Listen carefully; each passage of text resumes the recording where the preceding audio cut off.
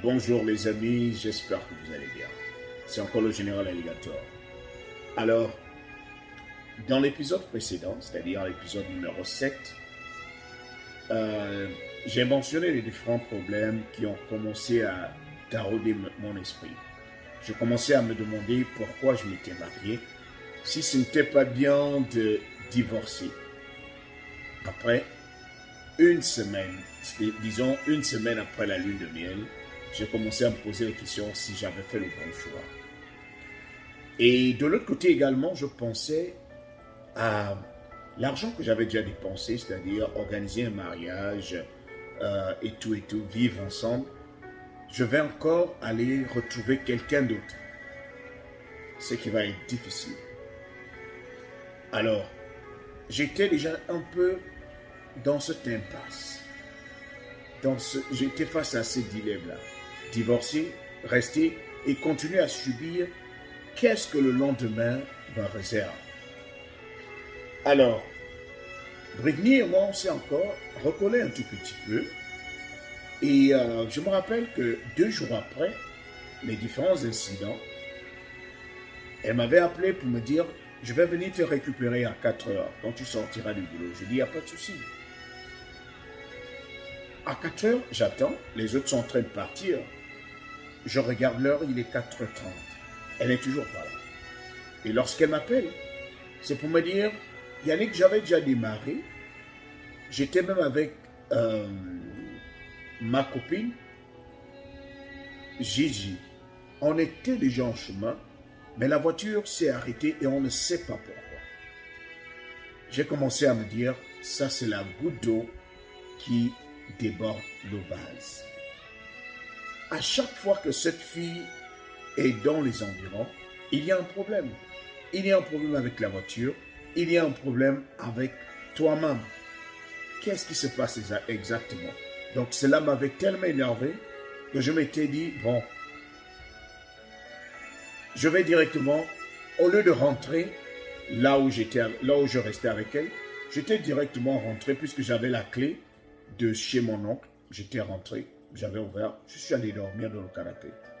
Parce qu'elle aussi, elle m'avait dit, la voiture, on était déjà vers la station, donc juste à côté de l'appartement, la voiture, selon elle, ne bougeait pas. Moi, je me disais que c'était peut-être une fausse raison, qu'elle avait encore peut-être trop bu. Donc, cela m'avait énervé, j'étais rentré. Quand je me réveille, c'est la tante qui arrive, me réveiller. Qu'est-ce qui s'est passé? Britney vient de m'envoyer toute une série de messages pour me dire que votre mariage est fini. Quand je me réveille, je lui raconte un peu l'histoire. Elle me dit, ah, il faut essayer de recoller les morceaux. Essaye de la joindre. Donc, à partir de là, je me dis, bon, je vais essayer de la joindre. J'essaye de la joindre, rien. Est-ce que tu es à la maison? J'arrive là-bas, elle ne répond pas. Et lorsque je vérifie mon téléphone, il y a toute une série de messages où elle dit que le mariage est fini. Je dis, ok, il n'y a pas de souci. Étant donné que le mariage est fini, il n'y a pas de souci. Moi, je ne refuse pas. Mais, fais-moi signe quand tu arrives à l'appartement, je viendrai prendre mes choses. J'ai mes habits là-bas. Rassure-toi, je ne vais rien prendre de tout ce que j'ai acheté pour la maison, c'est-à-dire les fauteuils et tout, je ne vais rien prendre. Je me rappelle également que sa mère nous avait envoyé comme cadeau de mariage une télévision, un écran plasma et certains fauteuils. Moi-même, j'en avais aussi acheté. Je lui ai dit non, je ne prends rien de tout ce que j'ai acheté. Je viens seulement récupérer mes habits et récupérer mon passeport. À quel moment tu seras à la maison? Elle dit, je ne sais pas. Donc, elle a commencé à se la jouer. Jusqu'à ce que ça fait une semaine, je cherchais à prendre mes choses. J'étais obligé d'appeler la police. Alors, j'avais appelé la police. Devant l'appartement, j'étais allé là-bas à 4 heures.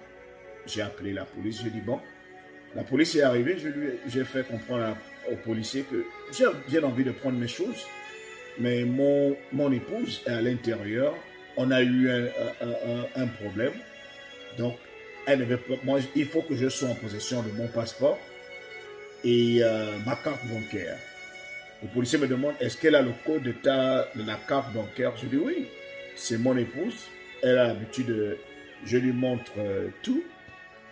C'est là où le policier me dit, bon, il faut aller à la banque, déjà annuler la carte, parce que pour qu'elle ne fasse pas des retraits à l'intérieur. Chose que j'avais faite après. Maintenant, il fallait déjà que je récupère mon passeport. C'était pour moi le document le plus important. Puisque je n'avais pas de papier, c'était mon passeport avec lequel je faisais tout.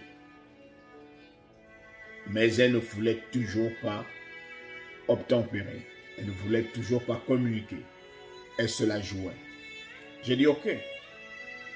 C'est là où le policier me dit, la seule chose que tu puisses faire, c'est d'aller au tribunal. Tu vas au tribunal jusqu'à ce que on vous programme un procès pour que tu récupères tes choses. Nous, on ne peut pas casser la porte parce que c'est ton épouse. On ne peut pas casser la porte pour prendre tes affaires. J'ai dit, ok, il n'y a pas de souci. Alors, je contacte l'ami en commun qu'on avait, Auguste, qui était son meilleur ami, qui était aussi mon meilleur ami. Je le contacte, un Haïtien, avec qui je travaillais. Auguste contacte Brittany pour dire, mais c'est comment? Si tu ne veux plus du mariage, il n'y a pas de souci. Remets-lui ses affaires, comme ça se termine par là. Chacun prend sa route. Sa mère également m'envoie le message pour me dire, il paraît que vous n'arrivez pas à vous entendre. Ah, ok, que chacun prenne sa route.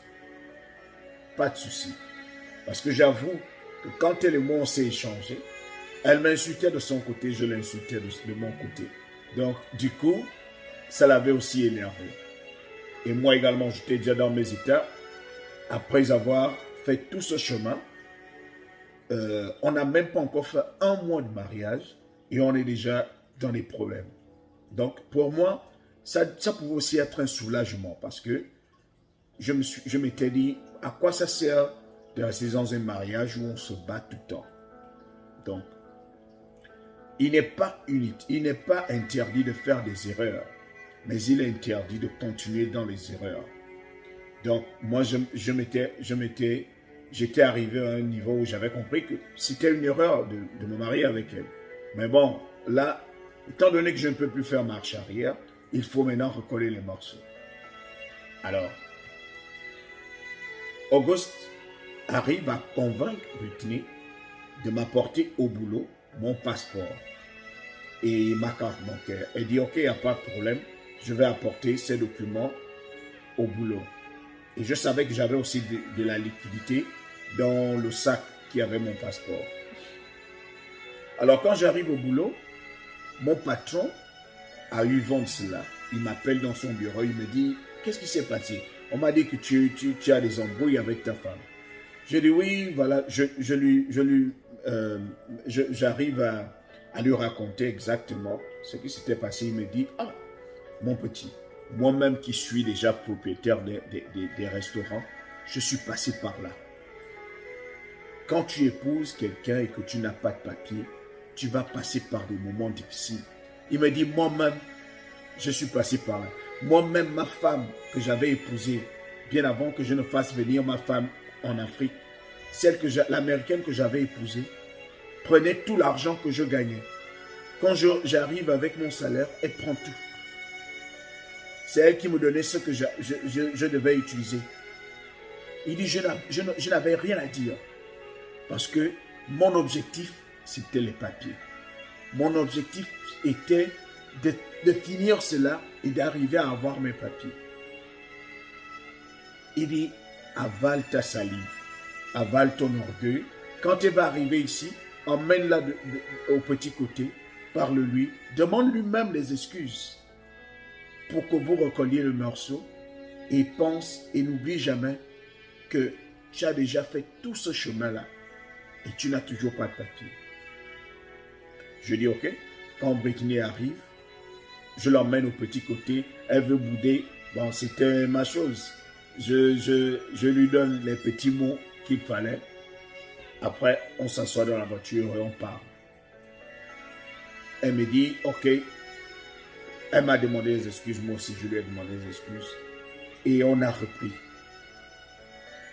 Le lendemain, elle était même allée retrouver ma tante là où elle enseignait pour lui demander pardon. Elle dit, je demande pardon pour les messages que j'ai eu à t'envoyer.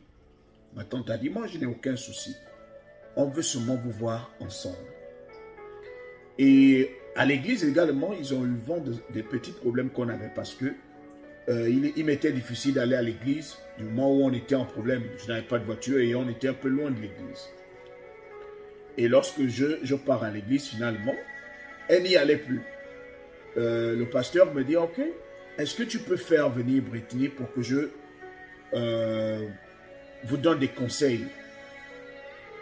Et quand j'appelle d'abord Brittany, est-ce que tu peux venir à l'église? Oh, pourquoi veut-on me voir? J'ai dit non. Le pasteur a dit que comme ça fait 2 semaines qu'on s'est mariés, il faut qu'il nous organise, il faut qu'il dise à toute l'église de préparer quelques présents pour notre aménagement. Elle dit, ok, j'arrive. C'est parce qu'elle avait entendu le mot présent qu'elle était arrivée. Et le pasteur a finalement parlé, il a donné des conseils. On s'est encore réconcilié. Et on est reparti à la maison. Alors, 1 semaine après, je pense, on était déjà au mois de... fin octobre. On s'était mariés en septembre et on était déjà au mois à fin octobre. Je me réveille le 3 novembre. Je sais que je revenais du boulot à 3h, 4h du matin. Il fallait que je me brosse. Et lorsque je vais sous la douche pour prendre un bain et me brosser, je me rends compte que ma brosse à dents n'y est pas. Je regarde là où je mettais les brosses à dents, là où les 2 brosses à dents se trouvaient. Il n'y a que la sienne et pas la mienne. Et je fouille. J'étais tellement fatigué que je n'avais pas trouvé. Je m'étais seulement lavé, je suis allé au lit. Et le matin, quand je me réveille, je repars à la douche pour me brosser et me débarouiller. Je ne trouve toujours pas la brosse à dents. Je pars retrouver ma brosse à dents dans la commode, c'est-à-dire en dessous de la cuvette. Donc, le petit placard, c'est-à-dire la commode, le petit placard qui est juste en bas. Je l'ouvre, je trouve ma brosse à dents là-bas, seule. Je dis, mais cela n'est jamais arrivé. Et je pars la retrouver, je dis, mais comment se fait-il que ma brosse à dents quitte là où on les met souvent pour aller se retrouver dans la commode? Qui était dans cette maison hier? Qu'est-ce qui a fait en sorte que tu caches ma brosse à dents? Et il y a eu la présence de qui dans cette maison pour que tu caches la brosse à dents? Donc elle commence à s'énerver. Il y a eu la présence de personne. Personne n'est venu ici, tu me soupçonnes trop. Non, il faut qu'on mette fin à la relation. Comme la blague. Elle arrache la bague que j'avais achetée à un prix exorbitant. Je pense que la bague était peut-être $1000, pratiquement 500 000 comme ça. La bague, elle arrache la bague. Elle arrache la bague de fiançailles et la bague de mariage. Elle me donne. Comme si elle blaguait, elle me dit non. Non, on finit. Ça c'est mon appartement. Pars avant que je n'appelle la police. Je peux leur dire que tu m'as tapé. Ils vont te mettre en prison. Comme la blague, elle commençait à appeler la police pour dire non, mon mari m'a frappé. Après je lui dis, est-ce que tu sais ce que tu fais? Elle me dit oui. Il faudrait qu'on mette fin à la relation, à ce mariage. Je dis ok. Je dis, on est déjà à la fin du mois, on doit payer la maison demain. Est-ce que tu es sûr de ce que tu fais? Il me dit oui, tu penses que je ne peux pas payer la maison? Moi-même, je peux payer la maison. Je dis ok. J'ai pris mes affaires, je les ai emballées et je lui ai dit, écoute-moi, je suis un Africain. Quand je tourne le dos, je ne reviendrai plus jamais. Il me dit, oh oui, il n'y a pas de souci, tu peux repartir. J'ai pris mes affaires et j'étais parti. C'était la dernière fois que je l'avais vue. Une semaine après, elle me rappelle. Donc, le mariage avait duré 1 mois. C'est une semaine après qu'elle me rappelle pour dire, mais toi aussi, je t'ai demandé de partir, tu as pris tes affaires. Tu t'es même pas soucié de moi après. Tu ne cherches même pas à m'appeler pour savoir si je vais bien, si j'ai payé le loyer. J'ai dit non, ce n'est plus mon affaire. Que tu payes le loyer ou pas, ce n'est plus mon affaire. Parce que quand tu as décidé de mettre fin au mariage, c'est que tu avais déjà quelqu'un qui pouvait payer le loyer. Tu étais sûr de toi-même.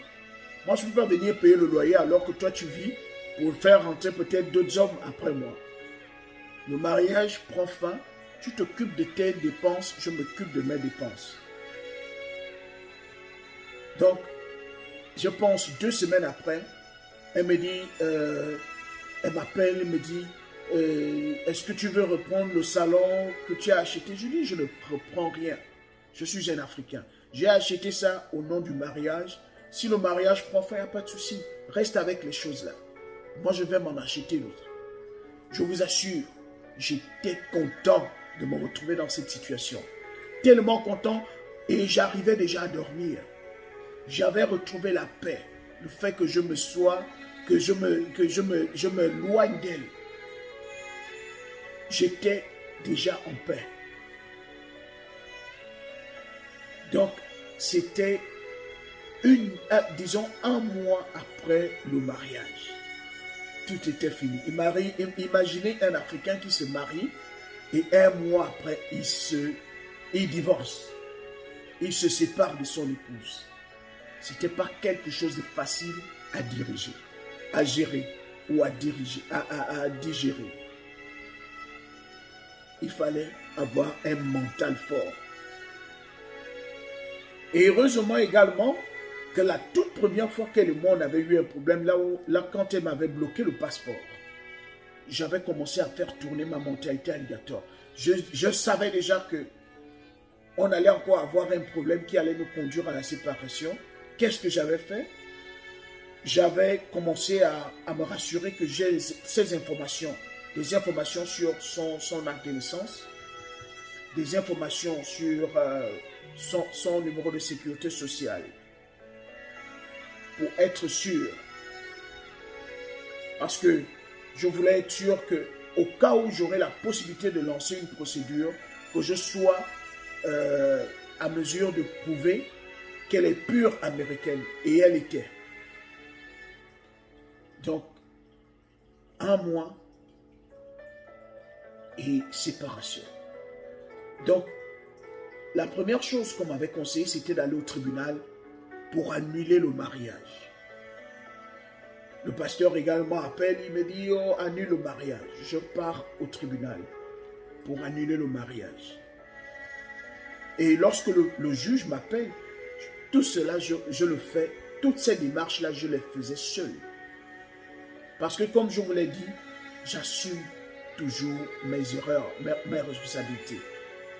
Lorsque je me retrouve en problème, je fais tout pour résoudre mes problèmes, sans pourtant accuser quelqu'un, sans pourtant faire en sorte que quelqu'un d'autre intervienne. Donc, je pars au tribunal, je pars répondre présent au tribunal avec le juge, et le juge me pose des questions. Est-ce que vous avez consommé le mariage? J'ai dit oui, le mariage a été consommé, c'est-à-dire on a eu des rapports sexuels plusieurs fois.